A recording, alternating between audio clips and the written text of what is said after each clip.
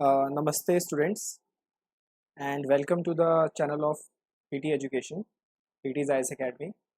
So आज हमारा दूसरा सेशन है इंडियन पॉलिटी का and today we are going to take current affairs session और टॉपिक है हमारा SDG इंडेक्स 2019।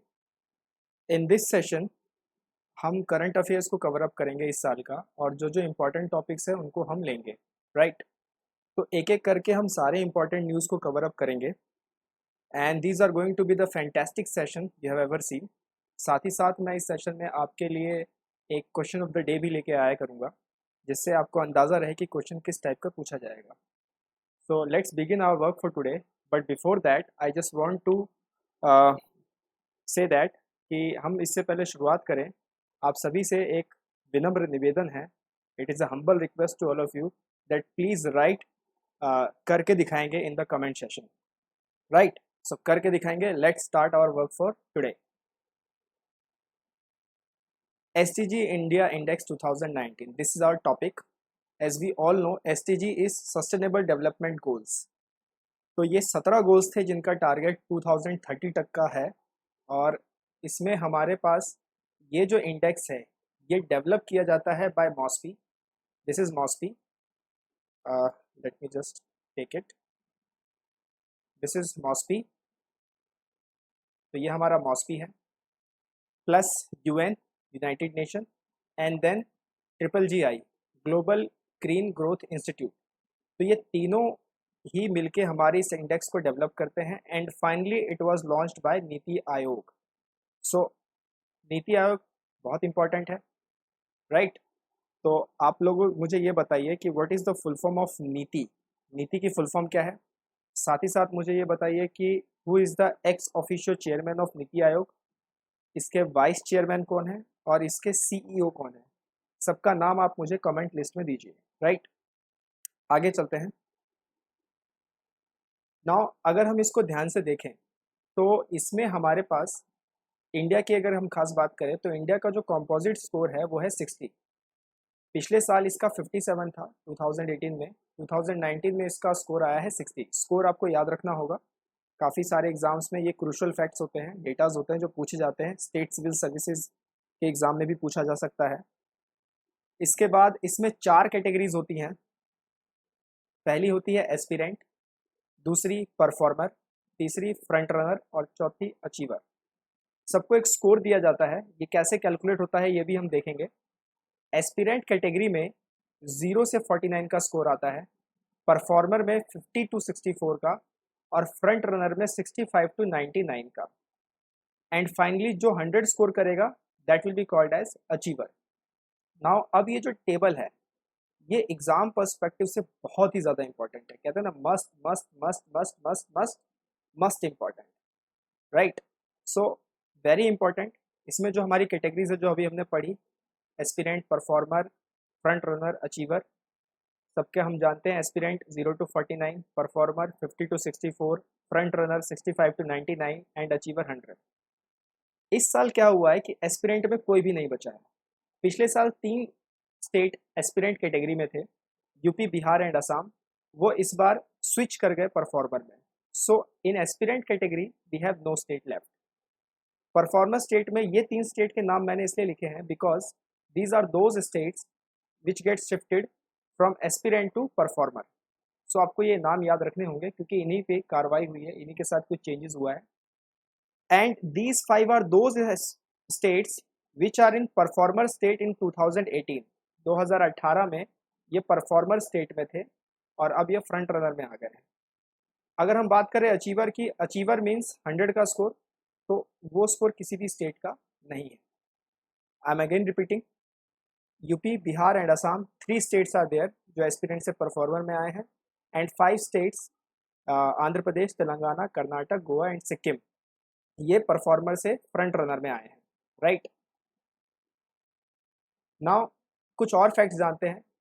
ये मैं आर्टिकल लेके आया हूँ नीति आयोग की प्रेस रिलीज से। ये उनकी प्रेस रिलीज में ये आर्टिकल था। काफ़ी सारे क्लिपिंग्स थी, उनमें से मैं एक निकाल के आपके लिए लेके आया हूँ। इसको समय निकाल के अच्छे से पढ़ लीजिएगा, वेरी इंपॉर्टेंट। सो इसमें हमारी जो फर्स्ट रैंक आई है SDG इंडिया इंडेक्स में केरला की, दैट इज़ जिसका स्कोर 70 का था। सेकेंड रैंक हिमाचल प्रदेश की है, जिसका स्कोर 69 का था। पिछले साल ये दोनों सेम लेवल पे थे, यानी दोनों ही फर्स्ट रैंक सिक्योर कर रखे थे।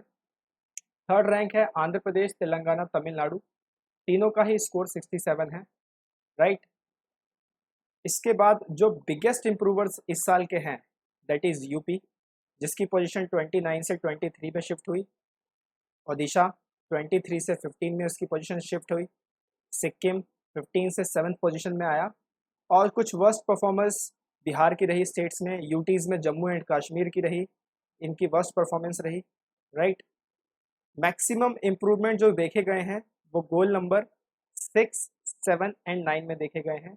एसडीजी के ये गोल्स हैं, आगे देखेंगे क्या हैं ये गोल्स, ठीक है, उन पे भी हम डिस्कस करेंगे, we will see that. So the maximum improvement that have been seen in goal number 6, 7 and 9. So these are some facts which you have to remind in your mind. These are very crucial data for exam perspective. Now there are some infographics. This is goal wise of top state UTs. ये मैं direct इसी report से निकाल के लेके आया हूँ जो नीति आयोग की वेबसाइट पे है। सो देखा जाए तो पिछले स्लाइड में हमने बात की थी कि गोल नंबर 6, 7 एंड 9 में काफ़ी ज़्यादा इम्प्रूवमेंट रही है। तो क्या है देखते हैं। Goal number 6 is clean water and sanitation. इसमें आंध्र प्रदेश और छत्तीसगढ़ का चंडीगढ़ का परफॉर्मेंस काफ़ी अच्छा रहा है। फिर उसके बाद गोल नंबर 7 में है affordable and clean energy. Sikkim and Puducherry has perform very well. And goal number 9 में है industry, innovation and infrastructure. Obviously Kerala, Gujarat, Daman and Diu, Delhi and Dadra Nagar Haveli, these are some good performing states और यूटीज़। लेफ्ट साइड में हमारे पास एक इन्फोग्राफिक है जो दिखाता है एस्पिरेंट। पहले ही बताया था मैंने कि कोई भी एस्पिरेंट नहीं है, तो कोई भी ऐसा सिंबल नहीं है। परफॉर्मर में आप देखिए कि जो हिंदी बेल्ट है, these are all most of them are performers. Then front runner, only this portion is on front runner, that is Himachal Pradesh, and southern side is front runner, and achiever there is no one. So बहुत ही काम का infographic है, आराम से देख ही लीजिएगा इसको बाद में। नाउ समझते हैं अब ये बनता कैसे है, ये इसकी इंडेक्स तैयार कैसे की जाती है। इतना इंपॉर्टेंट नहीं है लेकिन फिर भी देख लेते हैं। 5 स्टेप्स है, बहुत ही सिंपल। सबसे पहले एक रो डाटा कलेक्ट किया जाता है, ठीक है। टोटल 62 इंडिकेटर्स हैं जिस पे नीति आयोग काम करता है इसको लेके, और इसका एक रो डाटा वो कलेक्ट करता है। फिर उसकी टारगेटिंग की जाती है, हर एक इंडिकेटर के लिए अलग से उसको टारगेट किया जाता है। उसके बाद उन सभी का नॉर्मलाइजेशन किया जाता है, जितने भी उनको एक वैल्यू पकड़ा के उसको एक नॉर्मलाइज किया जाता है 0 to 100 के बीच में। फिर गोल स्कोर कैलकुलेट किया जाता है। गोल स्कोर कैसे कैलकुलेट करते हैं, अरिथमेटिक मीन ऑफ नॉर्मलाइजेशन। तो नॉर्मलाइजेशन का जैसे ही आप अरिथमेटिक मीन निकालेंगे तो गोल स्कोर आ जाएगा, और averages of this goal score will give you composite STG score, जो हमें स्टेट वाइज मिल जाता है। जैसे केरला के रिस्पेक्ट में हमने 70 देखा, और ओवरऑल इंडिया का हमें 60 पता है। राइट साइड में बहुत ही एक इम्पॉर्टेंट इन्फोग्राफिक है, इसको भी पढ़ लीजिएगा आराम से कि कितने परसेंट बिलो पॉवर्टी लाइन है, और मैटरनिटी बेनिफिट्स कितनों को मिला, रूरल एंड अर्बन इंडिया में कितने लोग कच्चे पक्के घर में रहते हैं। तो these are very some fantastic infographics, these are direct from the report release by नीति Aayog, very crucial datas, right. अब आगे बात करते हैं एसडीजी की। We all know sustainable development goals, तो इसकी हिस्ट्री पे देखते हैं। ये रहे टोटल 17 गोल्स हैं। तो ये गोल्स बेसिकली इसका जो जन्म हुआ था वो यूएन कॉन्फ्रेंस में हुआ था, और that is Rio de Janeiro 2012। याद रखिएगा, काम की चीज़ है कि एसडीजी वहाँ से निकले। उसके बाद they were first adopted in September 2015 as a part of resolution, जिसका थीम था transforming our world, transforming our world, right, transforming our world 2030 agenda for sustainable development. So India is committed to all these 17 goals and 169 associated targets. तो 17 goals के साथ साथ हमारे पास कितने associated targets हैं? 169. तो India is committed to give their best in all these formats. Now ये सारी aspects को cover up करता है। ये सारे जो भी हैं वर्ल्ड के सामने जो भी आज जो मेजर चैलेंजेस हैं उनको सबको कवर करता है, like climate, political and economic challenges.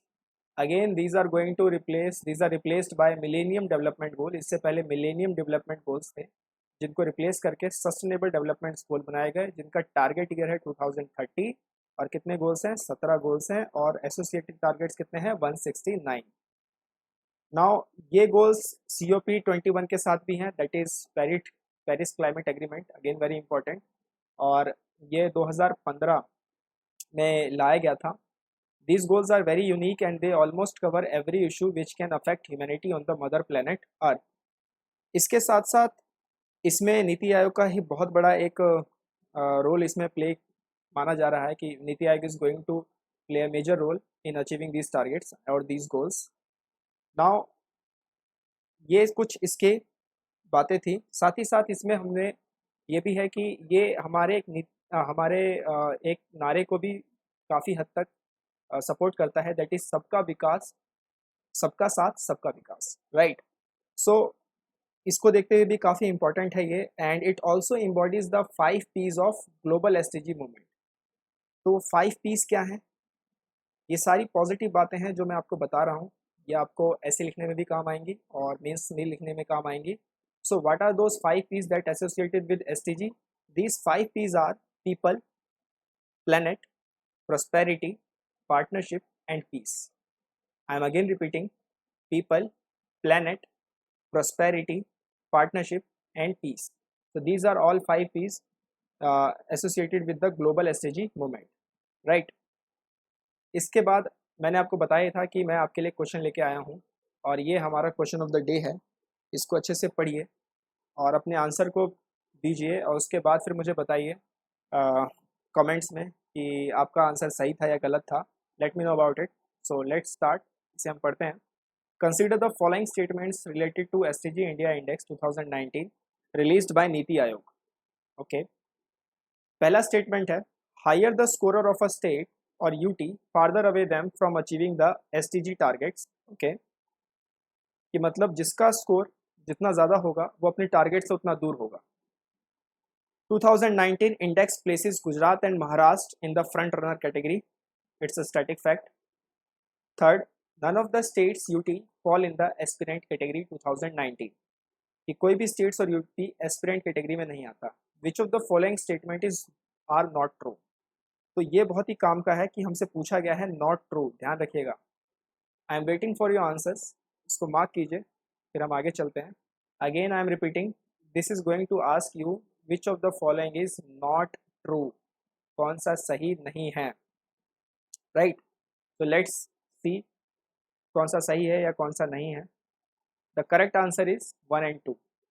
It means 1 is not true and 2 is also not true. देखते हैं कैसे करना था। हमें पता है कि एस्पिरेंट में कोई भी स्टेट और U2 इस बार नहीं था, तो ये तो बिल्कुल ही सही है, दिस वी ऑल नो। तो अगर ये सही है तो 3 नहीं हो सकता, तो 3 नहीं हो सकता, तो option B will get eliminated, option D will get eliminated. We will left with A and C. A and C में 2 कॉमन है, इट मीन्स 2 रॉन्ग होगा ही होगा। So it's a fact. अगर आपको ये याद भी नहीं है तो by using elimination technique you can easily eliminate it. So 2 तो होगा ही नहीं। Now for 1, higher the scorer of a state UT farther away from them achieving the SDG targets. Answer is no. Why? क्योंकि जितना ज़्यादा आपका score रहेगा आप अपने टारगेट के उतना करीब हो, आप उतना अच्छा परफॉर्म कर रहे हो, राइट। सो ये स्टेटमेंट भी गलत है, तो answer is 1 and 2। I hope आपको सेशन अच्छा लगा होगा and you enjoy the most. This is SDG India Index. These are some PT resources from PT's family. आप इनको अच्छे से यूज़ कीजिए एंड हमें बताइए कि आपको कैसा लग रहा है in the comment section. Thank you for your support and love. Keep sharing, liking, subscribing us. Have a good day. Namaste. Jai Hind.